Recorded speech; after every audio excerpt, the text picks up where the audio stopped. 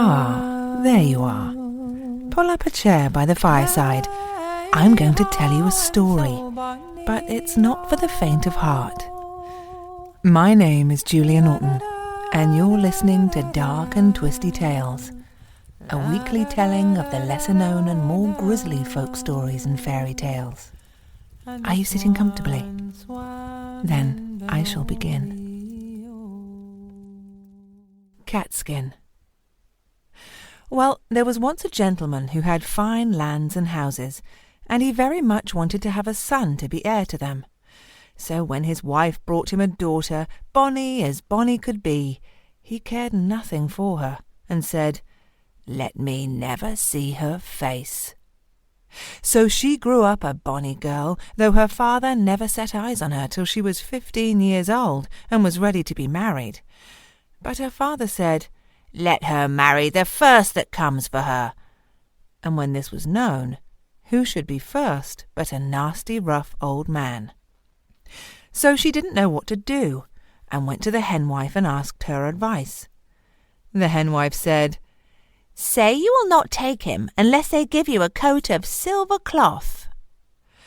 Well, they gave her a coat of silver cloth, but she wouldn't take him for all that, but went again to the henwife, who said, "Say you will not take him unless they will give you a coat of beaten gold." Well, they gave her a coat of beaten gold, but still she would not take him, but went to the henwife, who said, "Say you will not take him unless they give you a coat made of the feathers of all the birds of the air."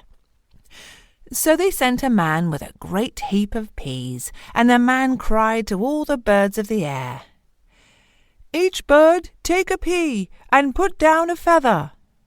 So each bird took a pea, and put down one of its feathers. And they took all the feathers, and made a coat of them, and gave it to her.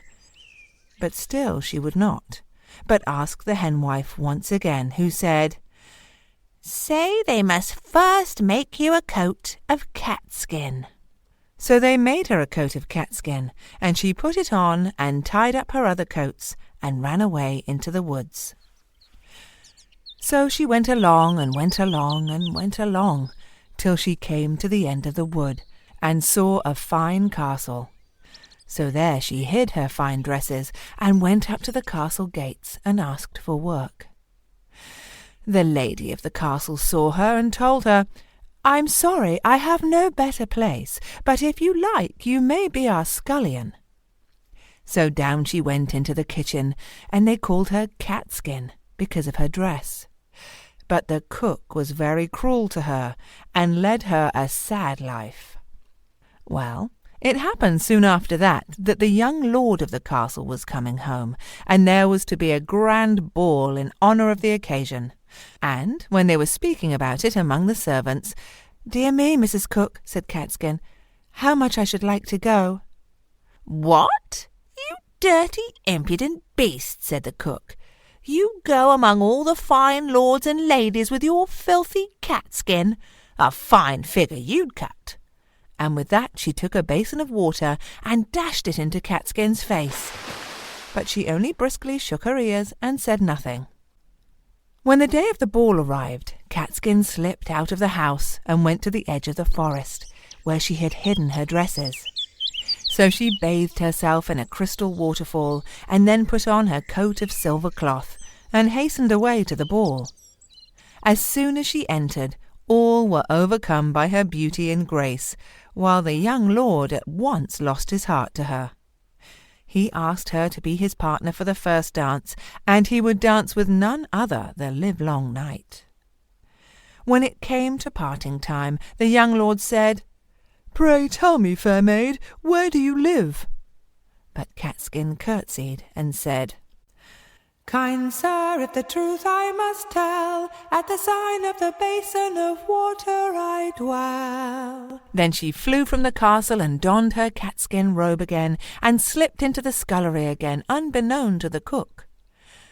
The young lord went the very next day to his mother, the lady of the castle, and declared he would wed none other but the lady of the silver dress, and would never rest till he had found her. So another ball was soon arranged for, in hope that the beautiful maid would appear again. So Catskin said to the cook, "Oh, how I should like to go!" Whereupon the cook screamed out in rage, "What, you dirty, impudent beast! You would cut a fine figure among all the fine lords and ladies." And with that she up with a ladle and broke it across Catskin's back.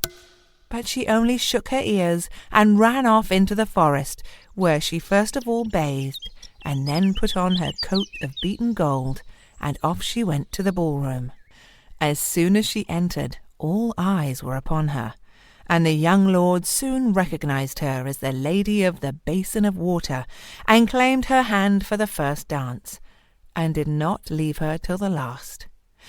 When that came, he asked again where she lived, but all that she would say was, "Kind sir, if the truth I must tell, at the sign of the broken ladle I dwell." And with that she curtsied and flew from the ball, off with her golden robe and on with her catskin, and into the scullery without the cook's knowing.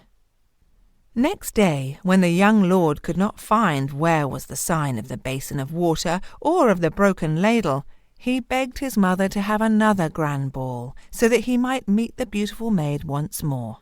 All happened as before. Catskin told the cook how much she would like to go to the ball, and the cook called her a dirty beast, and broke the skimmer across her head. But she only shook her ears and went off to the forest, where she first bathed in the crystal spring, and then donned her coat of feathers, and so off to the ballroom.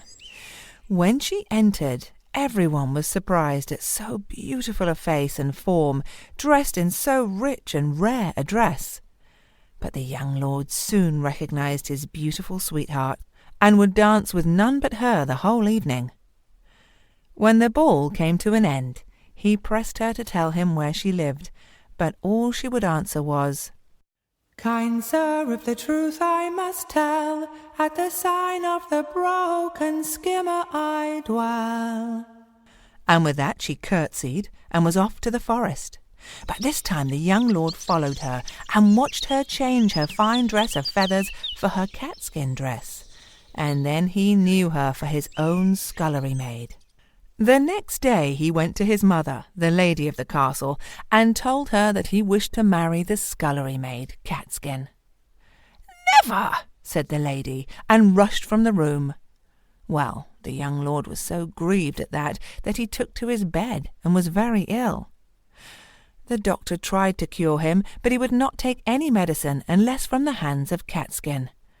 So the doctor went to the lady of the castle and told her her son would die if she did not consent to his marriage with Catskin. So she had to give way and summoned Catskin to her. But she put on her coat of beaten gold and went to the lady, who soon was glad to wed her son to so beautiful a maid. Well, so they were married. And after a time a dear little son came to them, and grew up a bonny lad. And one day, when he was 4 years old, a beggar woman came to the door. So Lady Catskin gave some money to the little lord, and told him to go and give it to the beggar woman. So he went and gave it, but put it into the hand of the woman's child, who leant forward and kissed the little lord. Now the wicked old cook, why hasn't she been sent away, was looking on, so she said, "Only see how beggars' brats take to one another." This insult went to Catskin's heart, so she went to her husband, the young lord, and told him all about her father, and begged he would go and find out what had become of her parents. So they set out in the lord's grand coach, and travelled through the forest, till they came to Catskin's father's house, and put up at an inn nearby, where Catskin stopped, while her husband went to see if her father would own her. Now her father had never had any other child, and his wife had died. He was all alone in the world, and sat moping and miserable. When the young lord came in, he hardly looked up, till he saw a chair close up to him, and asked him, "Pray, sir, had you not once a young daughter whom you would never see or own?" The old gentleman said, "It is true. I am a hardened sinner, but I would give all my worldly goods if I could but see her once before I die." Then the young lord told him what had happened to Catskin, and took him to the inn, and brought his father-in-law to his own castle, where they lived happy ever afterwards. If you enjoyed this story and you want to support Dark and Twisty Tales, please subscribe at iTunes, rate and review wherever you can, and share this with your people. Bye-bye.